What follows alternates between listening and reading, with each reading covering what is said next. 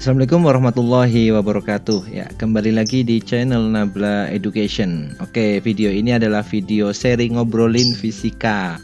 Nah, pada video kali ini kita akan ngobrol tentang materi pengukuran ya. Jadi ini adalah materi kelas 10 ya yang ada di semester pertama. Nah, dalam video ini nanti akan dibahas tentang definisi dan materi singkat tentang pengukuran beberapa besaran. Dan nanti ada latihan soal serta pembahasannya juga ya. Jadi kalau kalian penasaran dengan isi videonya, saksikan terus video ini sampai selesai. Oke, kita mulai obrolannya tentang materi pengukuran. Nah, kita mulai dulu dari definisi ya. Jadi pengukuran dalam fisika itu didefinisikan sebagai kegiatan membandingkan satu besaran dengan besaran lain ya dengan menggunakan alat ukur yang tepat. Jadi kuncinya adalah di sini nih. Jadi fisika pengukuran itu membandingkan satu besaran ya dengan besaran lain menggunakan alat ukur yang tepat. Nah, jadi pengukuran itu tidak lain merupakan membandingkan saja ya. Contohnya misalkan kita mau mengukur panjang dari meja, maka kita bandingkan tuh panjang meja dengan alat ukur yang tepat ya. Misalkan alat ukurnya untuk panjang penggaris misalkan. Nah, seperti itu. Dan hasil dari pengukuran itu adalah kita memberikan angka ya, memberikan nilai ya, pemberian angka atas objek atau sesuatu kejadian sesuai dengan aturan ya. Jadi kita memberikan angka, misalkan panjang mejanya itu 1,2 meter gitu atau panjang mejanya itu 50 cm. Nah, seperti itu. Nah, kemudian kita lanjutkan ya ke pengukuran panjang ya. Ini yang sering kita temui sehari-hari ya. Jadi ada beberapa alat ukur panjang yang sering kita jumpai dalam kehidupan sehari-hari. Misal roll meter ya gitu, untuk kalau kita pakai untuk mengukur panjang jalan, misalkan kita gunakan roll meter. Kemudian penggaris gitu kan. Penggaris itu kalau misalkan kita mau mengukur panjang apa ya, misalkan panjang ballpoint gitu, kita menggunakan penggaris. Kemudian ada lagi yang namanya jangka sorong ya. Kemudian ada lagi yang namanya mikrometer sekrup ya, dan masih ada juga yang lainnya ya. Jadi sangat banyak ya. Ini saya ambil beberapa contoh saja. Nah, yang pertama misalkan penggaris itu ya. Penggaris itu biasanya kita pakai ya, kegunaannya yang tepat itu ya mengukur tebal buku gitu kan, buku yang tebal gitu ya. Buku yang misalkan novel yang beratus-ratus halaman, 500 halaman. Nah, maka tebalnya bisa kita ukur pakai penggaris ya kan. Panjang buku, kemudian panjang ballpoint atau apalagi ya. Ya banyak lah ya. Jadi penggunaan penggaris itu sering kita temui dalam kehidupan sehari-hari. Nah, penggaris itu punya ketelitian, yaitu nilai terkecil yang masih bisa dibaca oleh alat ukur itu, di mana ketelitian penggaris itu adalah 1 mm. Yang kedua itu jangka sorong ya. Jangka sorong itu nanti kita tunjukkan gambarnya ya di materi berikutnya gitu. Nah, jangka sorong itu digunakan untuk mengukur diameter dalam suatu silinder misalkan ya. Kita punya kaleng gitu kan. Kita pengen tahu diameternya dalam kaleng itu berapa, itu gunakan jangka sorong. Atau cincin misalkan. Kita punya cincin, pengen tahu diameter dalamnya cincin itu bagaimana atau berapa, itu gunakan jangka sorong ya. Atau mengukur kedalaman misalkan kedalaman lubang gitu, kita bisa gunakan jangka sorong. Nah, jangka sorong ini mempunyai ketelitian yaitu 0,1 mm ya, atau 0,01 cm gitu ya. Kemudian yang ketiga mikrometer sekrup. Nah, untuk mengukur benda-benda yang sangat tipis ya, misalkan kita mengukur tebal kawat gitu kan, atau tebal kertas, itu kita gunakan alat ukur yang cocoknya adalah mikrometer sekrup. Di mana mikrometer sekrup itu punya ketelitian 0,01 mm. Nah, sekarang kita akan coba lihat bagaimana cara membaca dari alat ukur panjang ini. Nah, yang pertama penggaris ya. Tentunya udah pada tahu semua kan ya, tinggal kita paskan saja itu benda yang akan kita ukur dengan penggarisnya. Kemudian kita tinggal baca skala yang ada di penggaris di sini. Nah, saya kira ini sudah pada bisa semua ya, jadi tidak perlu diperdalam. Yang kedua, ini ya, jadi kita akan membaca skala pada jangka sorong ya. Ini jangka sorong itu bentuknya seperti ini ya. Jadi jangka sorong itu terdiri atas yang pertama namanya rahang tetap ya. Ini tuh rahang tetap nih. Nah, bagian sini namanya rahang tetap. Atau fixed jaws gitu bahasa Inggrisnya. Rahang tetap. Kemudian yang ini nih. Nah, yang ini namanya rahang geser. Nah, kalau mau pakai jangka sorong itu kita bisa atur-atur tuh. Ini skrup yang di sini nih dipakai untuk mengatur dari rahang geser ini. Ini kalau kita putar ya, ini berfungsi untuk mengencangkan atau mengendurkan ya. Kalau mau mengencangkan kita putar seperti memutar skrup gitu. Kita buka, kemudian ini bisa digeser ke kanan misalkan. Nah, kalau sudah pas bendanya masuk, kemudian kita kunci lagi ya, dikencengin lagi ininya. Maka akan terkunci bendanya di daerah sini. Nah, sekarang kalau sudah bendanya terkunci, bagaimana cara membacanya? Nah, ini saya beri contoh gambar yang agak besar nih di bawah sini. Misalkan bacaannya seperti ini. Nah, jadi jangka sorong itu rahang tetapnya, rahang gesernya itu yang bawah ini ya, yang atas itu rahang tetapnya. Nah, terbaca bacaan seperti yang ada di gambar ini. Nah, kita pecah jadi dua ya. Jadi bagian yang atas ini ya, bagian yang atas ini kita sebut sebagai skala utama. Nah, sedangkan bagian yang bawah ini namanya skala nonius. Nah, gitu ya. Jadi ada skala utama dan ada skala nonius. Cara membacanya adalah kita baca dulu yang skala utama. Nih, kita lihat yang skala utama di sini. Nah, yang skala utama itu angka yang ditunjukkan ya, kita baca angka yang ditunjukkan sebelum angka 0 pada skala nonius ya. Jadi ini kan ada 25 ya, kemudian 25,1, 25,2 ya, karena di sini 26, berarti di sini 25,2 angkanya. Nah, berarti skala utamanya ya, ini berarti kan menunjukkan angka 2 di sini. Berarti skala utamanya adalah 25,2 cm. Nah, kemudian kita lihat skala nonius. Nah, kita cari angka pada skala nonius yang tepat berimpit dengan skala utama ya. Angkanya nih kita lihat ternyata yang tepat berimpit adalah angka 5 di sini nih. Nah, berarti skala noniusnya menunjukkan angka 5. Kemudian kita tahu bahwa jangka sorong itu punya ketelitian itu 0,5 mm ya. Artinya kalau dia menunjukkan angka 5 ini berarti menunjukkan 0,5 mm karena ketelitiannya adalah 0,1 mm. Berarti 5 itu 0,5 mm gitu ya. Ya tinggal dikali aja, 5 dikali ketelitiannya 0,1 mm gitu. Atau karena skala utamanya dalam satuan cm, skala noniusnya kita ubah ke cm ya. Jadi 0,5 mm itu sama dengan 0,05 cm. Nah, hasil bacaannya teman-teman tinggal jumlah saja itu. Dari skala utama 25,2 ditambah skala nonius 0,05. Maka hasil bacaannya adalah 25,2 cm ditambah 0,05 cm atau 25,25 cm. Nah, itu dia ya. Itu cara membaca jangka sorong gitu. Ya, bisa dipahami ya. Kita lanjut. Cara membaca mikrometer skrup sekarang. Nah, kalau benda yang sangat tipis ya atau sangat kecil itu kita tidak bisa lagi pakai jangka sorong ya. Nah, kita gunakan alat ukur berikutnya yang lebih teliti lagi yaitu mikrometer skrup. Ya, ini di sini juga sama ini. Jadi mikrometer skrup itu ini kita bisa atur ini ya untuk mengunci dan untuk melonggarkan. Nah, nanti bendanya kita taruh di daerah sini. Nanti kalau kita dilonggarkan ini bisa digeser ke belakang. Kemudian benda ditaruh di sini kemudian dikunci gitu. Nah, cara bacanya bagaimana? Sekarang kita lihat nih. Misalkan kita punya hasil pengukuran mikrometer skrup seperti gambar ini. Ya, hasilnya seperti ini.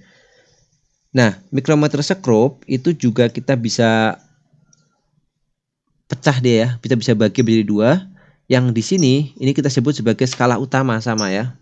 Ya, biar tidak beda-beda gitu ya. Ini namanya skala utama. skala utama. Nah, bagian yang sebelah kanan ini itu adalah bagian dari yang muter di sini. Nah, kita sebut aja ini ya skala putar gitu aja ya. Kita kasih nama sendiri, skala putar.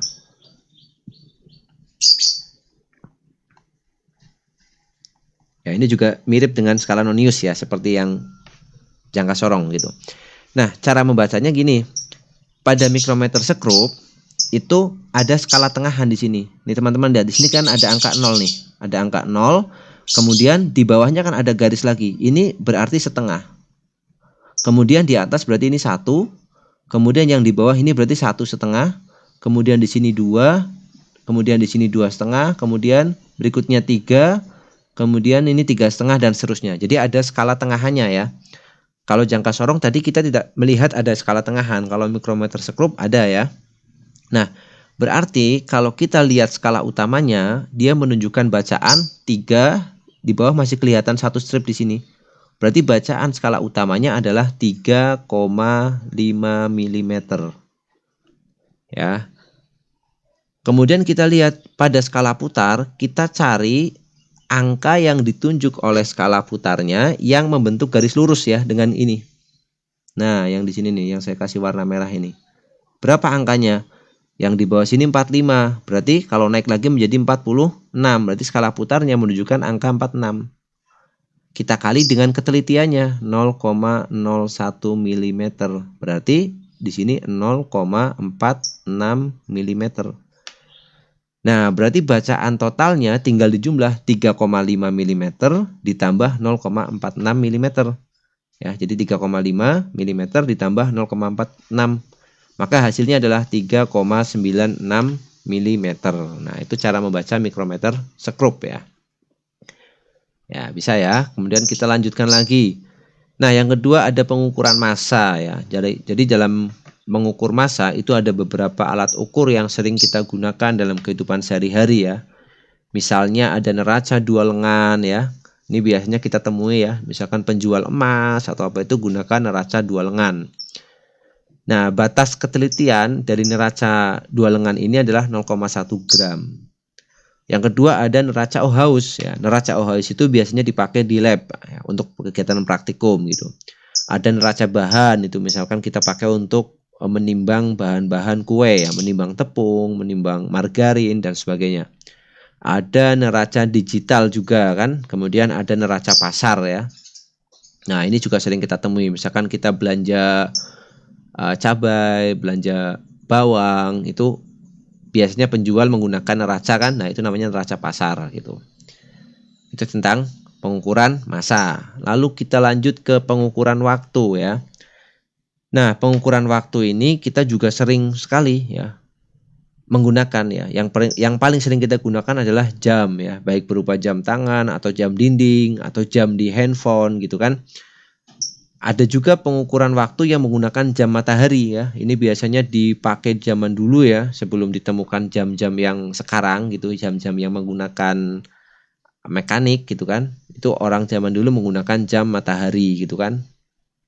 Nah, ada juga jam pasir ya, sering kita temui juga ini. Zaman-zaman dulu kalau kita lihat film-film kerajaan gitu kan, kita sering menggunakan jam pasir ya. Ada lagi misalkan ada arloji ya, arloji atau jam tangan gitu kan. Dan ada stopwatch gitu. Nah, itu tentang alat ukur waktu ya, banyak sekali contohnya gitu. Kemudian alat ukur kuat arus dan tegangan listrik ini. Ya, jadi kalau menggunakan atau kalau kita mau mengukur kuat arus, kita menggunakan alat yang namanya ampermeter ya. Kalau kuat arus itu nama alatnya itu ampermeter. Ampermeter. Kalau mengukur tegangan nama alatnya voltmeter. Nah, nanti ada juga alat yang di dalamnya itu ada ampermeter dan voltmeter, namanya avometer gitu ya. Nah, bagaimana cara membacanya itu kita lihat nih. Misalkan kita punya ini ampermeter ya, karena satuannya ampere. Ini ada ampermeter. Kalau voltmeter pun sama. Ini ada ampermeter. Bagaimana cara membacanya? Nah, cara membacanya adalah kita lihat di sini. Jadi kita lihat skala yang ditunjuk oleh jarum ya, dibagi skala maksimumnya alat ukur dikalikan batas ukurnya. Kita lihat di sini ya. Pada gambar ini skala yang ditunjuk oleh jarum adalah angka ini. Nah, angka yang merah ini berarti sebelum 10 ya, berarti 9. Berarti skala yang ditunjuk 9. Nah, dibagi dengan skala maksimumnya adalah 25. Ya, dapatnya dari mana? Ini dari alat ukur. Jadi setiap alat ukur bisa beda-beda. Kemudian dikali batas ukurnya. Batas ukur itu yang ada di bawah sini nih. Ini batas ukurnya. Berapa batas ukurnya? Oh, ternyata batas ukur yang dipakai adalah 5 ampere. Berarti ini kita kalikan dengan 5 ampere. Nah, berarti hasil pengukurannya adalah, ini berarti kita bisa coret. Kita coret dapat 5. Berarti 9/5 ampere. Atau 1,2 ampere gitu ya. Nah, gitu. Benar ya? 1,2 ya? 9/5, 9 dibagi 5 itu kan 1,8 ya, maaf ya, 1,8 ampere. Kan ini kan 4/5 ampere ya, 4/5 kan 0,8. Jadi 1,8 ampere, yaitu pengukuran kuat arus maupun tegangan listrik, sama saja. Nah, berikutnya kita lanjut ke penulisan hasil pengukuran. Nah, jadi dalam melaporkan hasil pengukuran itu ada aturannya ya. Aturannya adalah ini. Yang pertama, untuk pengukuran tunggal kita menuliskannya seperti ini. X0 ditambah delta X gini. Nah, X0 itu apa? X0 itu adalah hasil pengukurannya. Misalkan kita menggunakan jangka sorong tadi ya, yang ini ya. Ini kita lihat ini. Tadi kita udah dapatkan hasilnya berapa ini? 25,2 ditambah 0,05 ya. Jadi ini 25,2 ditambah 0,05. Berarti hasil pengukurannya ya, X0-nya adalah 25,25 cm. Nah, gitu. Kemudian delta X di sini menandakan atau menyimbolkan dari namanya ketidakpastian. Nah, nilai delta X itu adalah setengah dari nilai skala terkecil alat ukur. Kalau kita menggunakan jangka sorong, berarti delta X-nya sama dengan setengah dikali skala terkecil jangka sorong, 0,1 mm ya. 0,1 mm atau 0,01 cm. Berarti delta X-nya sama dengan 0,005 cm. Nah, gitu. Jadi delta X itu menandakan nilai skala terkecil dari alat dikalikan dengan setengah atau dibagi 2 gitu.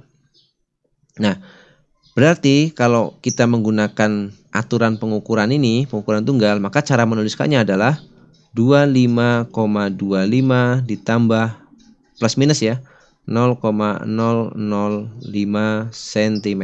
Ya, gini caranya nulisnya. Ya, kemudian yang kedua adalah pengukuran berulang. Nah, kalau datanya berulang, kita menuliskannya beda lagi. Dituliskan dengan cara seperti ini. X sama dengan X bar ditambah plus minus delta X ya. X bar di sini tuh rata-rata. Rata-ratanya ya. Jadi kita misalkan ngukurnya 10 kali ya, hasilnya dijumlah kemudian dibagi dengan 10 gitu. Nah, delta X di sini adalah ketidakpastiannya ya, menggunakan persamaan yang ada di bawah ini nih ya. Ini nanti kita sebut di matematika persamaan standar deviasi namanya.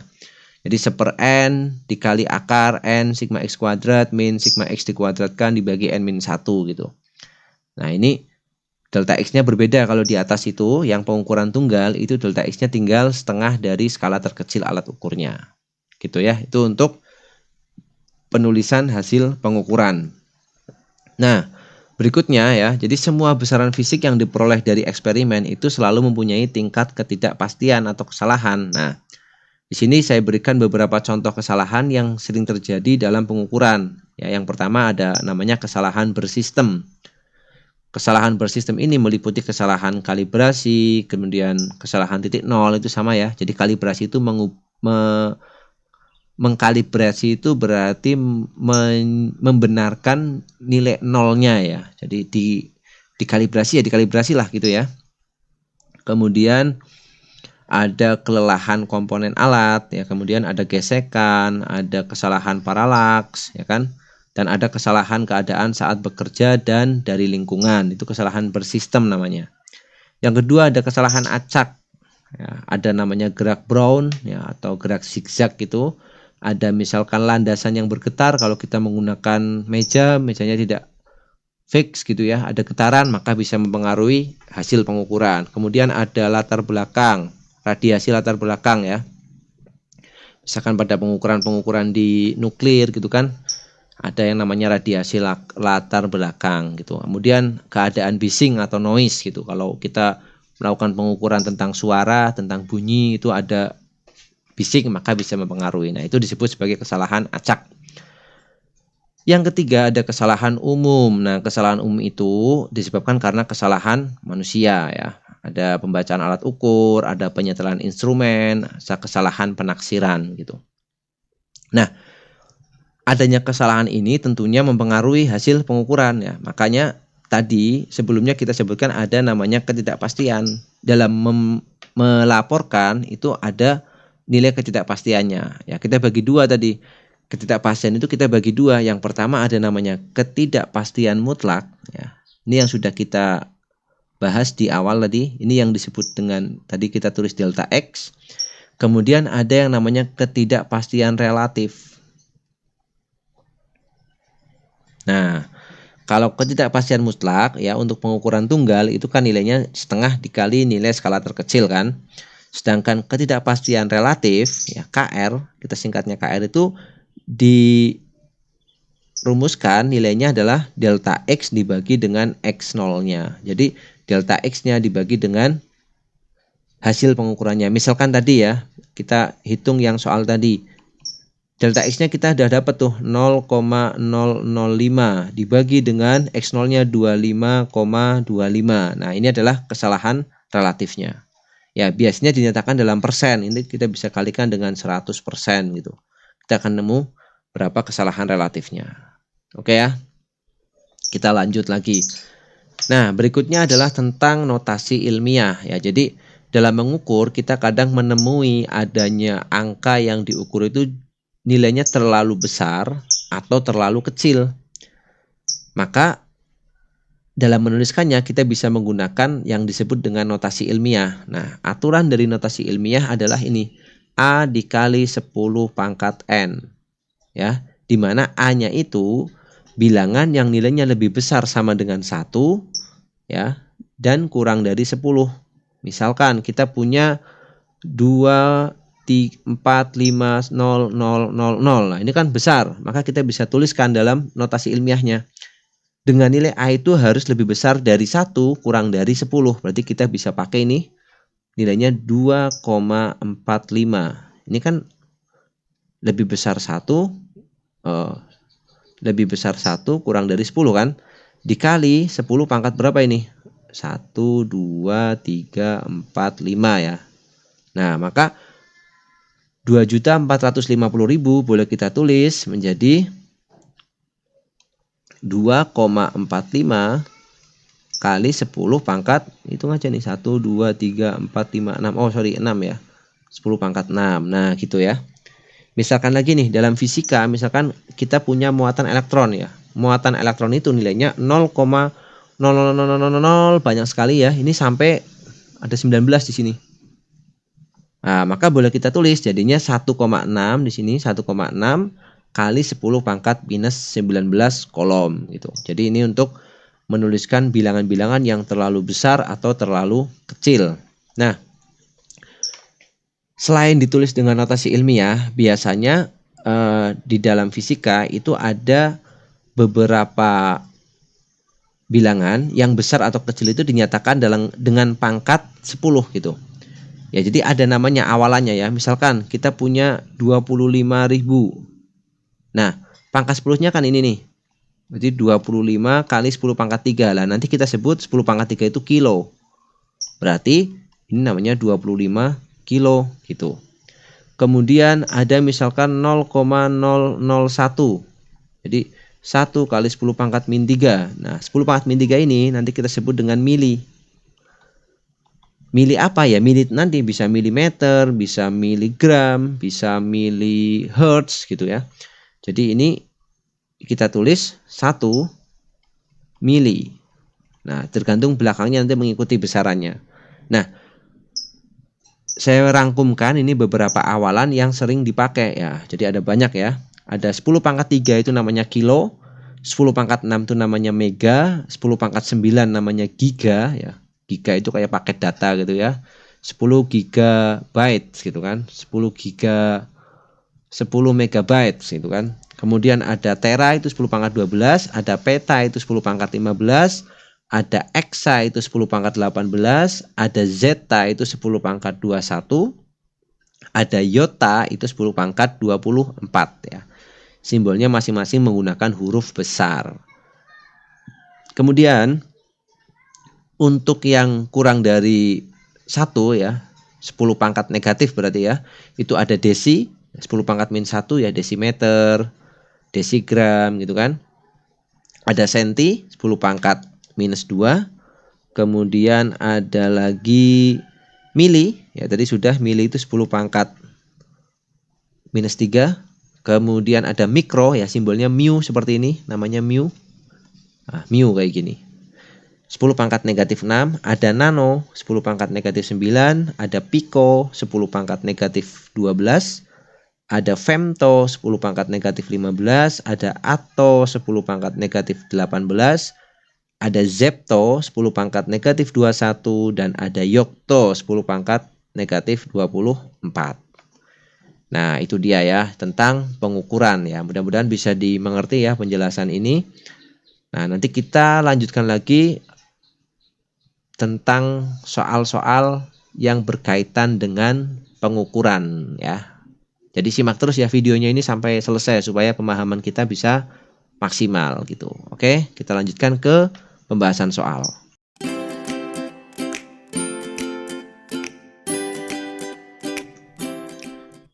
Ya, kita lanjutkan ke soal latihan ya. Oke, kita lihat soalnya seperti apa. Nah, ini soal yang pertama ya. Skala terkecil dari alat-alat ukur panjang seperti mistar, jangka sorong, dan mikrometer sekrup adalah. Nah, tadi sudah kita bahas kan bahwa mistar itu punya skala terkecil itu 1 mm. Kemudian jangka sorong itu 0,1 mm. Dan mikrometer sekrup itu lebih teliti lagi 0,01 mm. Nah, berarti jawabannya yang mana? Yang A gitu ya. Gampang ya. Kita lanjut. Perhatikan gambar berikut. Hasil bacaan alat ukur di samping adalah. Nah, ini alat ukurnya adalah jangka sorong. Nah, kita lihat. Untuk membaca jangka sorong, kita perlu baca yang namanya skala utama ya. Ini skala utama dulu. Skala utama, dan kita baca skala noniusnya. Nah, kita lihat skala utamanya itu menunjukkan angka berapa di sini. Nah, angka nolnya di sini. Skala utamanya berarti ini nih, garis ini. Berarti 15,1,2,3 ya. Berarti 15,3 cm.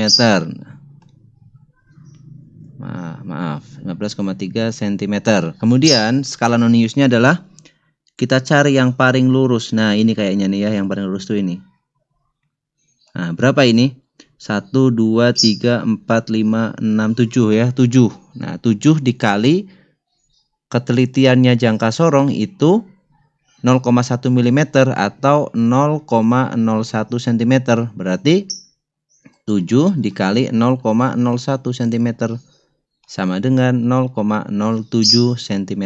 Maka hasil bacaannya adalah 15,3 ditambah 0,07. Berarti 15,37 cm. Oke, berarti optionnya yang cocok adalah yang B gitu. Oke ya, bisa ya. Kita lanjut ya. Nah, ini jangka sorong lagi nih. Sebuah benda diukur dengan jangka sorong yang ditunjukkan oleh gambar di samping. Maka panjang benda adalah, nah kita baca dulu skala utamanya berapa ini. Skala utama itu 4,5,6 ini ya. Ini berarti 4,7 cm. Kemudian kita lihat skala noniusnya. Yang paling lurus berapa ini? Ini ya, 5 ini ya. Nah, ini paling lurus nih. Berarti 0,05 cm ya, seperti soal sebelumnya. Kita jumlah, hasil bacaannya adalah 4,75 cm. Nah, cuma kayak gitu aja. Berarti jawabnya adalah A. Oke, kita lanjut. Nah, ini adalah mikrometer sekrup. Hasil pengukuran yang ditunjukkan oleh mikrometer sekrup. Nah, kita baca dulu. Berarti ini 1, sini 2, sini 3, sini 4. Berarti skala utamanya itu membaca 4. Ini masih ada 1 di bawah, berarti 4,5 ya. 4,5 mm. Kemudian skala putarnya itu berapa ini? 15, 16, 17 ya. Jadi skala putarnya itu 17 dikali ketelitiannya 0,01 mm. Berarti skala putarnya 0,17 mm. Berarti bacaannya adalah 4,5 ditambah 0,17. Berarti 4,67 ya. 4,67. Nah, ada ini C ya. Nah, tinggal gitu aja ya untuk membaca mikrometer sekrup. Kita lanjutkan. Penulisan hasil pengukuran 0,002360 adalah, ini berarti kita disuruh, kalau lihat option jawabannya, kita disuruh menuliskan hasil pengukurannya dalam bentuk notasi ilmiah. Ingat tadi bentuknya adalah A dikali 10 pangkat N dengan A. Ya, A itu adalah bilangan yang lebih besar dari sama dengan 1 kurang dari 10. Nah, berarti di sini kita pilih bilangannya adalah 2,3 ya. Jadi ini kita buat 2,3 kali 10 pangkat. Kita lihat majunya berapa ini? 1, 2, 3. Berarti majunya itu ada 3 ke kiri, berarti negatif. Negatif 3 cm. 2,36 berarti ya. Nah, gini, 6-nya ikut ditulis. 2,36 kali 10 pangkat negatif 3. Nah, untuk 0 di belakang itu boleh ditulis atau enggak, itu sama saja. Ini juga boleh kita tulis 2,360 kali 10 pangkat negatif 3 itu boleh. Berarti yang B ya. Oke, kita lanjut. Sebuah pengukuran menggunakan voltmeter ditunjukkan oleh gambar berikut. Nilai terbaik hasil pengukuran adalah, nah ini voltmeter. Tadi cara mengukurnya adalah, cara membacanya adalah skala yang ditunjuk. Ya kan? Dibagi dengan skala maksimumnya dikali dengan batas ukur. Skala yang ditunjuk adalah di sini ya, tengah-tengah antara 3 dan 4, berarti 3,5. Dibagi maksimumnya 5. Batas ukurnya ini ada di angka 10 ya, kali 10 berarti. Berarti berapa ini? Ini 5-nya kita coret, dengan 10 dapat 2, 3,5 dikali 2, 7. Satuannya ikut alat ukurnya, volt. Oke, berarti jawabannya adalah C gitu ya. Kita lanjut lagi. Dalam pengukuran, kita tidak mengetahui dengan pasti nilai besaran yang diukur karena hasil ukur ada di dalam batas rentang nilai tertentu. Dengan kata lain, hasil ukur selalu mengandung nilai ketidakpastian. Salah satu penyebab ketidakpastian hasil ukur adalah posisi mata melihat skala alat ukur pada saat pengukuran dilakukan. Kesalahan yang terakhir disebut adalah kesalahan karena ketidakbetulan mata melihat alat ukur, itu kita sebut dengan kesalahan paralaks ya. Jadi jawabannya adalah C. Jadi kalau melihat penggaris supaya tidak terjadi kesalahan paralaks ya, aturannya adalah kita melihatnya secara tegak lurus ya, biar hasil pengukurannya lebih akurat gitu. Oke, kita lanjut. Untuk mengukur diameter sebuah pipa digunakan, diameter pipa tadi kan sudah kan, itu diukur dengan menggunakan jangka sorong ya, jadi D. Manakah alat berikut yang paling sesuai untuk mengukur ketebalan selembar kertas? Ya, selembar kertas itu diukur pakai mikrometer ya, berarti C. Karena tipis sekali, jadi kita menggunakan alat ukur yang ketelitiannya tinggi. Alat ukur yang mempunyai ketelitian 0,01 mm. Nah, langsung mikrometer. Oke. Lanjut ya. Panjang sebuah benda diukur dengan jangka sorong dan hasilnya dinyatakan dengan L sama dengan 1,125 plus minus 0,5 kali 10 pangkat minus 3 meter. Ketidakpastian relatif hasil pengukuran tersebut adalah, nah ingat tadi, ketidakpastian relatif itu besarnya adalah delta X dibagi dengan X0-nya. Nah, delta X di sini ditunjukkan oleh angka ini 0,5. X0-nya adalah 125. Berarti ketidakpastian relatifnya sama dengan 0,5 dibagi 125. Nah, berapa ini? Ini boleh ditambah 10 pangkat 3 ya, minus 3, ini juga 10 pangkat minus 3 itu boleh. Nah, ini kita coret aja. Berarti tinggal ini 5 dikali 10 pangkat negatif 1 dibagi 125. Berarti ini 5-nya kita coret, dengan 125 dapat 25 ya. Jadi 1 dibagi 25 atau 1/25 itu 0,04 kali 10 pangkat min 1. Atau kita tulis 4 kali 10 pangkat min 3 ya. Ya, karena ini 0,04 itu kan 4 kali 10 pangkat negatif 2, kemudian dikali 10 pangkat negatif 1, berarti 10 pangkat negatif 3. Oke. Maka optionnya adalah yang D. Nah, kita lanjut. Nyatakan dalam bentuk baku ya. Bentuk baku itu adalah dalam bentuk notasi ilmiah. Yang pertama ini 20 berapa ini? Ini 3, ini 3, ini 3 ya. 2.300.000.000 ya. Berarti kalau kita nyatakan dalam notasi ilmiah adalah A, ingat A kali 10 pangkat N. A-nya itu antara 1 sampai 10, berarti 2,3 ya, kita pilih 2,3 kali 10 pangkat berapa mundurnya? 1, 2, 3, 4, 5, 6, 7, 8, 9. Nah, ini. Kemudian yang berikutnya 0,00005678, berarti kita pilih angka A-nya adalah 5,678 kali 10 pangkat, majunya berapa ini? 1, 2, 3, 4, 5, 6, 7. Maju berarti 10 pangkat minus 7. Oke.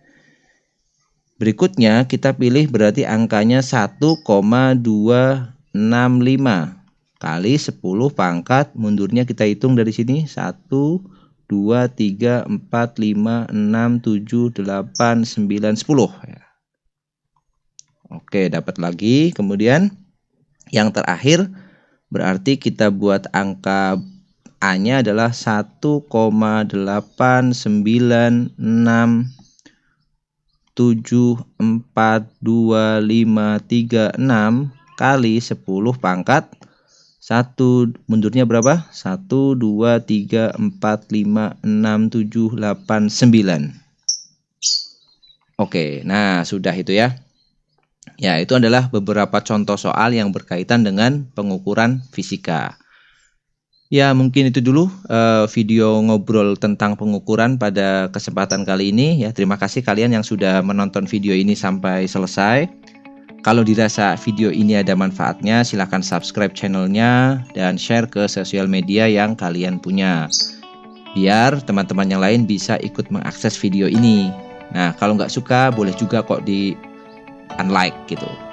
Oke, sampai jumpa di video selanjutnya. Terima kasih. Assalamualaikum warahmatullahi wabarakatuh.